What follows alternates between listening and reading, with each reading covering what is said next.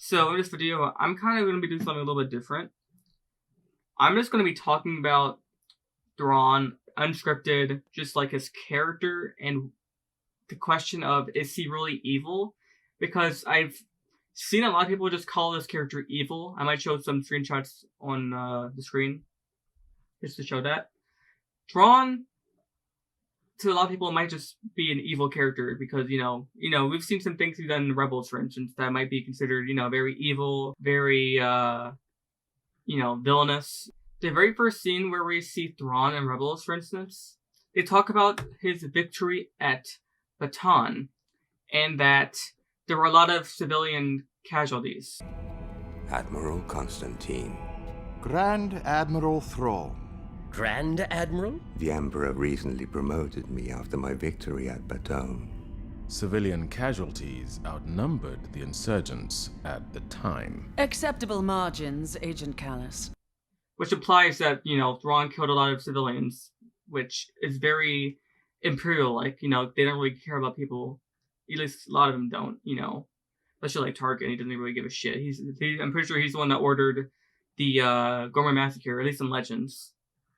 So a lot of them don't really give a shit about people. But Thrawn is really in the minority in terms of like how he feels about different people, how he actually interacts with the galaxy, how he gets things done. Like, he's not just a brute force type of guy. He has plans. And for instance, in the Battle of Bataan, well, if you read the Thrawn novel, for instance, it's actually explained that the civilian casualties were not him. It was actually Governor Price. She had, there were some bombs placed over Bataan, and she had the detonator to it, and the reason she did it is she killed a fellow Imperial, and she didn't want anyone else to find out. And it was, like, at her house. So to make sure no one found out, she pretty much blew up the whole place so no one could find the dead body of the Imperial. And that's why there were a lot of civilian casualties. It was because of Price. But Thrawn pretty much took the victory because the Empire really didn't care. At least Palpatine did not give a shit at all. He was like, hell, this is a win in his book. And that's actually how he got Grand Admiral, the rank. That's how he got promoted to Grand Admiral, which was interesting to see how connected to Rebels. Which I didn't actually think it'll connect that hard, and it really did, which I really appreciated from Timothy Zahn. And if you rewatch Rebels after reading the book, you'll get a whole different context of it, and it's actually really interesting. So, to debunk that, Thrawn did not bomb a planet there, or anything like that. That was Price. And Price is, in the novel, they try to, like, give her an origin story, to try to explain her, but she does some really, really evil things towards the end. That really villainous things, which kind of lines up with how she was in Rebels. As for Thrawn, the question is, why is he part of the Empire in the first place? Like, why would he want to work for the Empire? I've already made a couple videos about this. At least, like why he works for Palpatine and all that. So the real reason, actually, that he doesn't even tell Palpatine is he's trying to save the Chiss Ascendancy from a greater evil. Like, he tells Palpatine a little bit, but Palpatine doesn't know that the Chiss didn't actually exile him. Thrawn told Palpatine that he was exiled by the Chiss, but that's just a lie. And because it was like an easier way to get into the Empire and to have Palpatine believe him, so it was less shady as to why Thrawn was doing all this maneuvering. So Thrawn joins the Empire. He wants to protect the Chiss Ascendancy. And if you read the novels, there's actually it actually explains what are some of these greater evils. For instance, the Grisk. I can't get too deep into that because I actually haven't read all the novels yet. I've only read a few of them so far, and I'll probably make a whole video talking about the Grisk and all these different greater evils when I get to it. But there's that. A lot of people are actually expecting Thrawn in the Ahsoka show to be really evil, like the bad guy, and that's actually what Dave Filoni said. He's going to be the main antagonist. It doesn't necessarily mean he's going to be evil, because we've had characters that I wouldn't say are evil, like Thanos. I think he's got a really interesting motivation.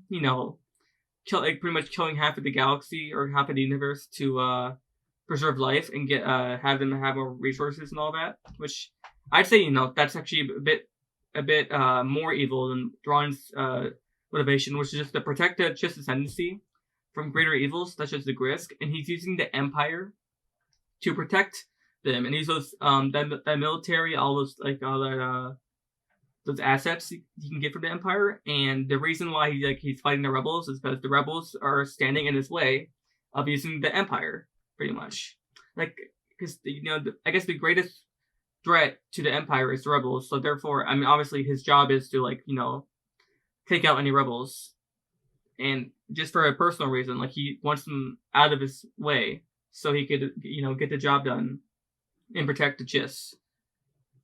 So that's pretty much why Thrawn joins the Empire. Now, there's a couple things that I don't necessarily agree with with Thrawn's iteration in the show. Maybe the novels explain it, and I haven't read all of them, but for instance, in the finale of Rebels, Thrawn pretty much just freaking bombs and bombards Lothal, which from any other villain it would make sense. He's just Imperials are assholes. That's something definitely Tarkin would do, for instance. But this is Thrawn we're talking about. Would he do this? Again, I haven't read all the novels. Maybe they explain it in the Teresa novel, which takes place during season 4. I haven't heard anything about it explaining it. In fact, people that I know that have read the book have still said that scene makes no sense, or it isn't, or it's kind of out of character. So maybe that was just, maybe there's some reason that we just don't know about. Maybe Palpatine told him to do it, because if Palpatine knows him to do it, he's got to do it, because it's freaking Palpatine. And they were pretty much speaking in that same episode, so perhaps that was Palpatine's plan. I'm not sure. Hopefully in the Ahsoka show, he's handled with justice. We actually do know Timothy Zahn has been consulted for the season, so I actually do have faith in this show to keep him in character and make him not just some evil guy that's just shooting people left and right. Because one thing that I really didn't understand was a lot of people wanted Thrawn to just kill Gideon in the Mandalorian finale. He wanted him to show up and just freaking kill Gideon for his incompetence. Something he'd usually do is, instead of killing them or firing them, he might transfer them to a different position that's more adequate for their abilities. This is something that actually takes precedent in the Thrawn novel. So that's something he would do. If Gideon maybe is incompetent, maybe he'd demote him or transfer him to a different position that might be better for him. Or maybe fire him. He wouldn't kill him. So, unless, obviously if fucking Gideon's going at him, then yeah, that's self-defense, right? But, I'm talking about, if Gideon's, just surrendered or something. Thrawn wouldn't just go and kill him. Now, one thing I've also found really interesting is Thrawn being against the Death Star. Because that's, the Death Star is, pure, just chaos. Pure, I'm gonna destroy this planet. Thrawn doesn't do that. He does not agree with that method. I made a video on this topic directly, and I even show the dialogue and the scenes with Thrawn talking to Palpatine about his disagreements with it.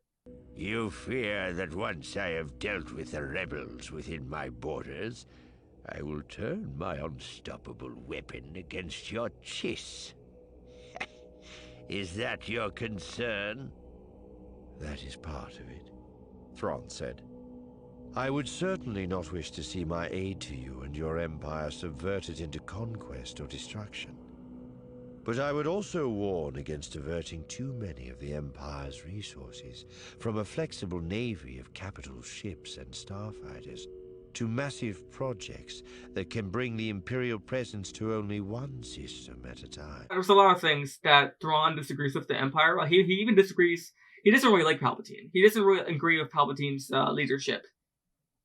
He pretty much, his plan is if Palpatine dies, the next Emperor that takes place, he would pretty much convince him or, talk to him, pretty much trying to have that Emperor be a bit more, a bit less evil, pretty much.